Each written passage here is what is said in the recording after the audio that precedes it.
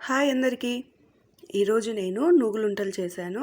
కొందరు వీటిని నూగులుంటలు లేదా నూగుల లడ్డూలని కూడా అంటారు. నేనైతే నూగులుంటలు అంటాను. ఇక్కడ నూగులు నేను ఒక 1/2 కిలో తీసుకున్నాను. మనం ప్యాకెట్ నూగులు తీసుకున్నా విడిగా తీసుకున్నా కొద్దిగా మట్టి ఉంటుంది అందులో. ఈ విధంగా వాటర్ వేసుకొని గాలించుకోవాలి. మేమైతే గాలించుకుంటాము, అంటే బియ్యము ఎలా చేస్తామో ఆ విధంగా. ఇలా చేయడం వల్ల ఆ రాళ్ళు అనేది అడుగున వెళ్ళిపోతుంది.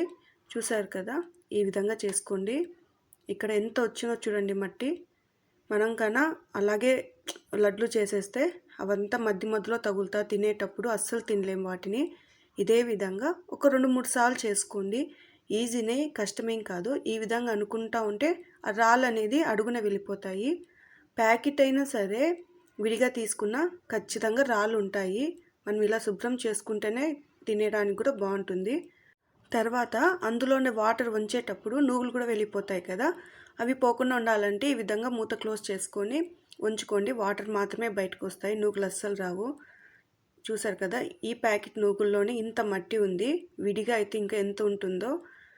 తర్వాత ఏదైనా వాష్ చేసింటాం కదా క్లాత్, నీట్గా ఉండేది తీసుకొని ఈ విధంగా ఫ్యాన్ కింద ఒక గంట సేపు ఆరనివ్వండి. అందులోనే తడి అంతా పోతుంది.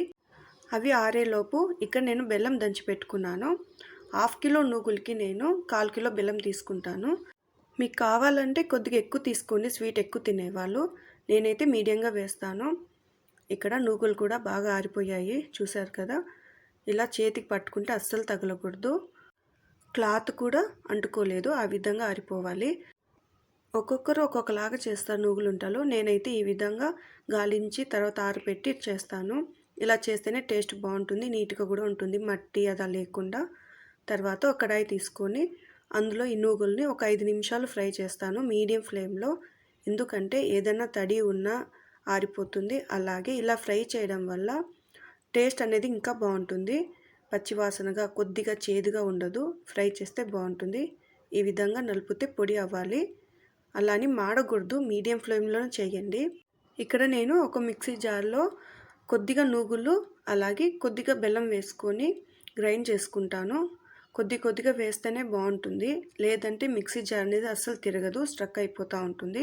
ఫస్ట్ నూగులు వేసి తర్వాత బెల్లం వేయండి, అప్పుడు ఈజీగా పౌడర్ అవుతుంది. ఇక్కడ యాలకుల పొడి 1 స్పూన్ తీసుకున్నాను. వీటిని కొద్దిగా, అంటే మరీ మెత్తగా గ్రైండ్ చేయలేదు, ఈ విధంగా బరుగ్గా పట్టుకున్నాను. వీటినంతా ఒకసారి ఈ విధంగా కలుపుకోవాలి. ఎందుకంటే ఫస్ట్ టైం యాలకుల పొడి కొద్దిగా వేసాను, సెకండ్ టైం వేసేటప్పుడు మిక్సీలో వేయను కదా, అదంతా సరిపోతుంది దానికే. ఒకసారి ఈ విధంగా కలుపుకుంటే అన్నిటికీ సరిపోతుంది. నేను మిక్సీ పట్టేటప్పుడు నూగులు కొద్దిగా బరకగా పడతాను, మరీ స్మూత్గా అయితే పట్టాను. అలా చేయడం వల్ల తినేటప్పుడు ఆ నూగులు అనేది పంటి కింద తగులుతూ ఉంటే టేస్ట్ బాగుంటుంది. మీరు కూడా ఒకసారి ట్రై చేయండి. ఈ విధంగా మాకు బాగా పండుతాయి అన్నమాట. చిన్నప్పుడు హాస్టల్ కూడా మా అమ్మ ఈ విధంగా చేసి పెట్టేది, చాలా బాగుంటాయి. ఒక సబ్స్క్రైబర్ అడిగినారు నూగులుంటలు చేసి పెట్టండి అక్క అనేసి, అందుకే చేశాను. ఖచ్చితంగా ఇంట్లో ట్రై చేయండి, ఇవి చాలా హెల్తీ. మీకు నచ్చితే ఒక లైక్ చేయండి.